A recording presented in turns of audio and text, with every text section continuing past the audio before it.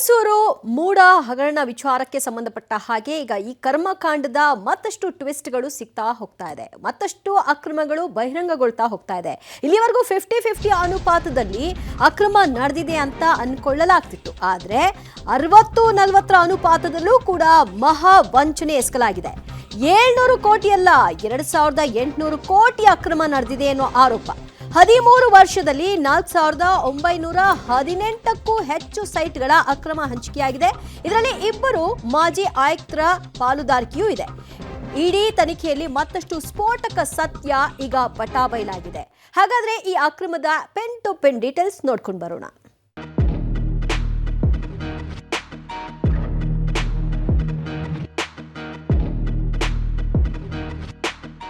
ಬಗೆದಷ್ಟು ಬಯಲಾಗ್ತಿದೆ ಮೂಡ ಹಗರಣ.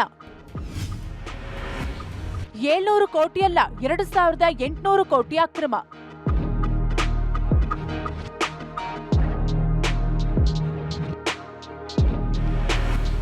ನಾಲ್ಕು 4918ಕ್ಕೂ ಹೆಚ್ಚು ಸೈಟ್ಗಳ ಅಕ್ರಮ ಹಂಚಿಕೆ.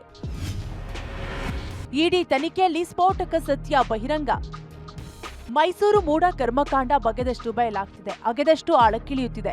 ಇಡಿ ತನಿಖೆಯಲ್ಲಿ ಮೂಡ ಹಗರಣದ ಮತ್ತಷ್ಟು ಅಕ್ರಮ ಬಹಿರಂಗ ಆಗಿದೆ. ಕೇವಲ 50-50 ಅಲ್ಲ, 60-40 ಅನುಪಾತದಲ್ಲೂ ಮಹಾ ವಂಚನೆ ಎಸಗಿರುವುದು ಗೊತ್ತಾಗಿದೆ. ಇಡೀ ಲೇಔಟ್ಗಳೇ ಅಕ್ರಮ ಆಗಿದ್ದು, ರಿಯಲ್ ಎಸ್ಟೇಟ್ ಉದ್ಯಮಿಗಳ ಜೊತೆ ಸೇರಿ 2 ಮಾಜಿ ಆಯುಕ್ತರಿಂದ ಇಷ್ಟೆಲ್ಲ ನಡೆದಿದೆ ಅನ್ನೋದು ಬಟಬಯಲಾಗಿದೆ.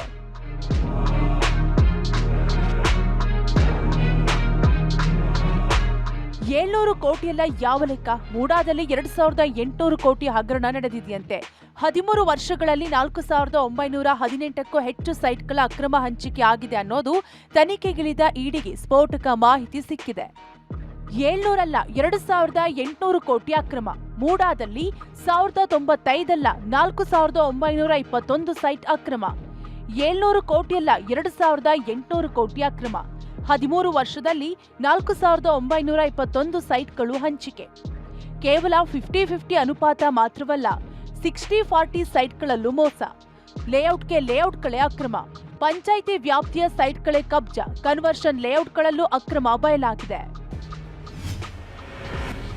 ಸೈಟ್ ರಿಜಿಸ್ಟರ್ ಆಗುವ ಮುನ್ನವೇ ಮಾರಾಟ. ಭೂ ಕಬಳಿಕೆ ಉದ್ದೇಶದಿಂದಲೇ ಸೇಲ್ ಅಗ್ರಿಮೆಂಟ್.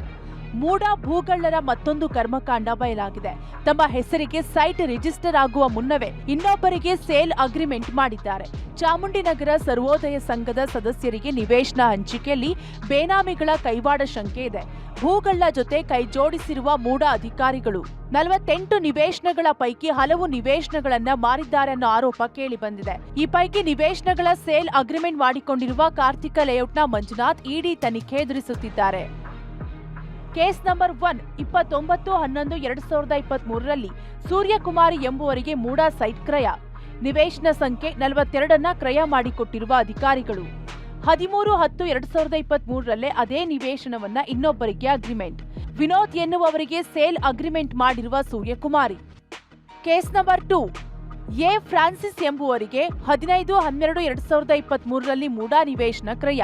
ನಿವೇಶನ ಸಂಖ್ಯೆ 128 ಕ್ರಯ ಮಾಡಿಕೊಟ್ಟಿರುವ ಅಧಿಕಾರಿಗಳು 1/12/2023ರಲ್ಲೇ ಮಂಜುನಾಥ್ಗೆ sale agreement. Case number 3 Ratna ಎಂಬುವರಿಗೆ 15/12/2023ರಲ್ಲಿ ನಿವೇಶನ ಸಂಖ್ಯೆ 13 ಕ್ರಯ. 1/12/2023ರಲ್ಲೇ ಮಂಜುನಾಥ್ ಎಂಬುವರಿಗೆ sale agreement. Case number 4 Shivamma ಎಂಬುವರಿಗೆ 15/12/2023ರಲ್ಲಿ ಮೂಡ ನಿವೇಶನ. ನಿವೇಶನ ಸಂಖ್ಯೆ 17 ಕ್ರಯ ಮಾಡಿಕೊಟ್ಟಿರುವ ಮೂಡ. 1/12/2023ರಲ್ಲೇ ಮಂಜುನಾಥ್ ಎಂಬುವರಿಗೆ ಭೂಮಿ sale agreement. Case number 4 Mukund ಎಂಬುವವರಿಗೆ 15/12/2023 ಮೂಡ ಸೈಟ್ ಕ್ರಯ. ನಿವೇಶನ ಸಂಖ್ಯೆ 22 ಕ್ರಯ ಮಾಡಿಕೊಟ್ಟ ಮೂಡ. ಸೈಟ್ ಸಿಕ್ಕ ಒಂದೇ ದಿನದಲ್ಲಿ ಸೇಲ್ ಅಗ್ರಿಮೆಂಟ್. ಇಂದು ಕೂಡ ಮಂಜುನಾಥ್ ಎಂಬುವರಿಗೆ ಮಾರಾಟ ಒಪ್ಪಂದ. ಮೂಡ ಅನ್ನೋದು ಭ್ರಷ್ಟಾಚಾರದ ಗಣಿ ಅನ್ನುವಂಥದ್ದು ಈಗಾಗಲೇ ಪ್ರೂವ್ ಆಗಿಬಿಟ್ಟಿದೆ. ಡಿಸೈನರ್ ರೀತಿಯಲ್ಲಿ ಇಲ್ಲಿ ಭ್ರಷ್ಟಾಚಾರಗಳು ನಡೆದೋಗ್ಬಿಟ್ಟಿದ್ದಾವೆ. ಯಾರ ಹೆಸರಿಗೆ ಸೈಟು ಇಲ್ವೋ ಅಂಥವರೇ ತಮಗೆ ಸೈಟು ಬಂದೇ ಬರುತ್ತೆ ಅನ್ನುವಂಥ ರೀತಿಯಲ್ಲಿ ಸೇಲ್ ಅಗ್ರಿಮೆಂಟ್ಗಳನ್ನ ಮಾಡಿದ್ದಾರೆ.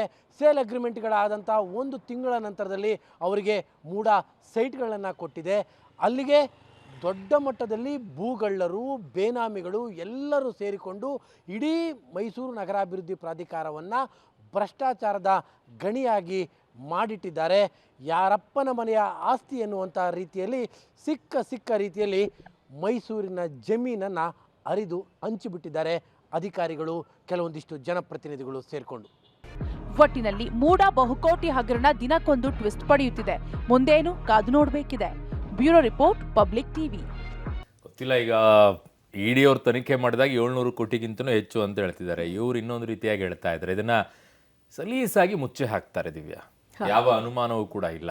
ಇಡಿ ಬಲ್ದೇ ಇದ್ದಿದ್ರೆ ಇಷ್ಟೊತ್ತಿಗೆ ಕೇಸೇ ಇರ್ತಿರ್ಲಿಲ್ಲ, ಕ್ಲೋಸ್ ಆಗ್ಬಿಡೋದು, ಏನಿಲ್ಲ ಬಿಡ್ರಿ ಅಂತೇಳಿ. ಯಾಕೆ ಅಂತಂದ್ರೆ ಇದು ಒಂದೇ ಪಾರ್ಟಿ ಅವ್ರು ಮಾಡಿದ್ರೆ ಇನ್ನುಳಿದಂಥವ್ರು ಮುಗಿಬಿದ್ದಿರೋರು. ಎಲ್ಲ ಪಾರ್ಟಿಯವರು ಇನ್ವಾಲ್ವ್ ಇದಾರಲ್ವಾ.